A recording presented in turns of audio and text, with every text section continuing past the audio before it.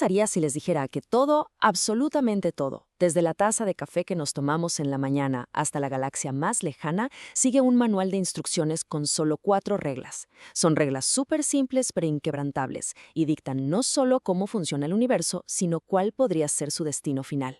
Hoy, justo hoy, vamos a echarle un vistazo a ese manual. A ver, esto podría sonar como el inicio de un chiste malísimo, pero la respuesta es, de hecho, una de las ideas más elegantes de toda la ciencia. Lo que conecta la potencia de un motor, cómo se enfría el café y por qué se calienta el planeta es un conjunto de principios que gobiernan la energía en todas sus formas. Y a eso le llamamos termodinámica. Bueno, la termodinámica es en esencia el estudio de la energía, del calor, del trabajo y de cómo todo esto se mueve e interactúa. Y todito, se rige por estas 4 leyes fundamentales. Y ojo, hay que dejar algo muy claro.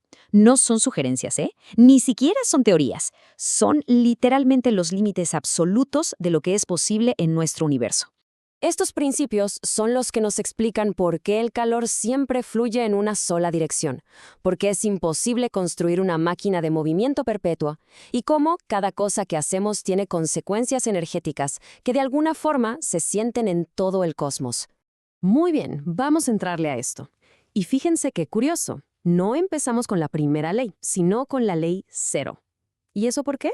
Pues porque se formuló después de las otras, pero los científicos se dieron cuenta de que era pero tan básica, tan fundamental, que tenía que ir antes que todas.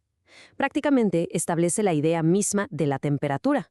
Suena casi obvio, ¿no? Pero su implicación es gigantesca. Lo que en realidad nos dice es que la temperatura es una propiedad real y medible. O sea, si un termómetro está a la misma temperatura que una taza de café, y ese mismo termómetro luego está a la misma temperatura que una persona, podemos asegurar que la persona y el café están en equilibrio térmico. Y esta idea de los termómetros lo ilustra a la perfección. El termómetro es ese tercer sistema de confianza. Llega a un acuerdo de temperatura con nuestro cuerpo y nos da un número. Sin esta ley 0, el simple concepto de medir la temperatura de una forma que todos entendamos igual simplemente no existiría. Ahora avancemos. Si la ley 0 nos dio el concepto de temperatura, la primera ley nos da el presupuesto universal de la energía. Es, en pocas palabras, la ley de conservación de la energía. Y créanme, es una de las reglas más sólidas de toda la física. Y esto significa que la cantidad total de energía en el universo es constante. La que hay es la que hay. Punto. No podemos crearla de la nada ni hacerla desaparecer. Solo cambia de disfraz.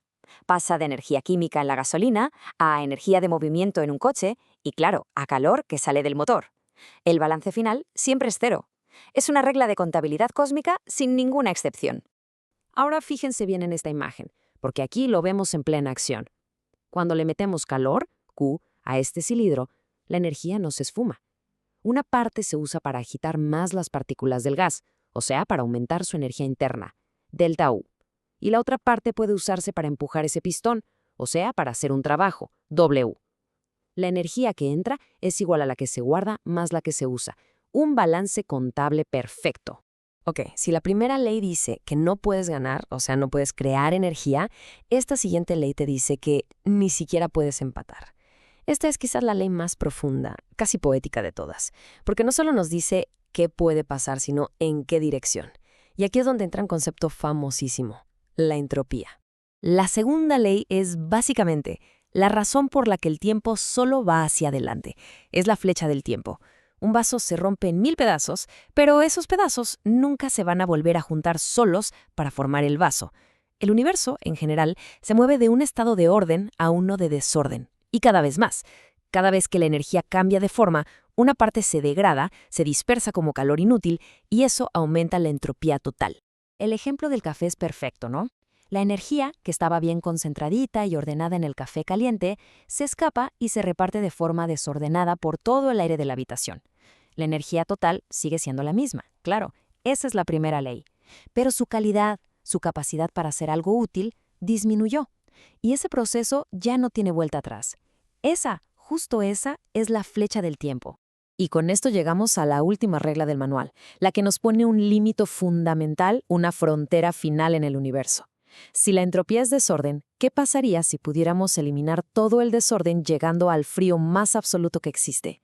Bueno, pues la tercera ley nos da la respuesta. Entonces el punto clave es este. Es imposible alcanzar el cero absoluto. A 0 Kelvin, que son como menos 273 grados Celsius, las partículas dejarían de moverse por completo y el desorden sería mínimo. Pero la ley nos dice que aunque podemos acercarnos muchísimo, casi rozarlo, nunca, jamás podremos llegar. La quietud perfecta es una meta inalcanzable. Antes de ver el impacto de todo esto, esta tabla es un resumen genial. A ver, la ley cero nos da el equilibrio. La primera exige la conservación. La segunda impone una dirección. Y la tercera nos pone un límite. Esas 4 ideas así de sencillas lo gobiernan absolutamente todo. Ahora sí, vamos a conectar estas reglas que pueden sonar muy abstractas con el mundo real. Porque esto no es solo para físicos en un laboratorio. Es la base sobre la que construimos nuestra civilización y también cómo entendemos lo que le pasa a nuestro planeta. Prácticamente toda la ingeniería moderna es termodinámica aplicada. De verdad, piensen en un motor de avión, en el refri de la cocina, en una planta de energía. Todo se reduce a gestionar cómo fluye la energía. Todos estos campos son, en el fondo, una batalla constante para ser más eficientes, para sacarle el máximo jugo a la energía antes de que la segunda ley inevitablemente la disperse. Este es el famoso ciclo de Carnot, el motor perfecto, pero sobre el papel. Es el diseño teóricamente más eficiente que podríamos imaginar para convertir calor en trabajo. Pero fíjense bien, incluso en este modelo ideal, la segunda ley nos obliga a perder una parte del calor, SQ2. La eficiencia del 100% es imposible. Siempre hay que pagar un peaje de entropía. Y quizás la aplicación más importante hoy en día es el clima. La primera ley nos dice, sin rodeos, que toda la energía extra que atrapamos en la atmósfera no puede desaparecer. Así que tiene que calentar el planeta. Pero la segunda ley nos advierte de algo todavía más grave. Este cambio hacia un nuevo estado del clima, con más desorden, con más energía dispersa, es un proceso muy difícil de revertir. La flecha del tiempo también aplica para nuestro planeta. En resumen, la termodinámica nos da las reglas del juego de la energía. Define el equilibrio, nos dice que las cuentas siempre tienen que cuadrar, nos muestra que el tiempo solo fluye en una dirección, hacia el desorden, y nos pone una barrera final en el frío absoluto. Y con esta idea nos quedamos. Si la segunda ley es la regla suprema, y todo tiende inevitablemente hacia un mayor desorden, hacia un equilibrio donde ya no hay diferencias de calor, donde ya no pasa nada, ¿cuál es el final de la partida? Es una pregunta cósmica, una que está dictada por estas pocas, simples e ineludibles reglas del universo.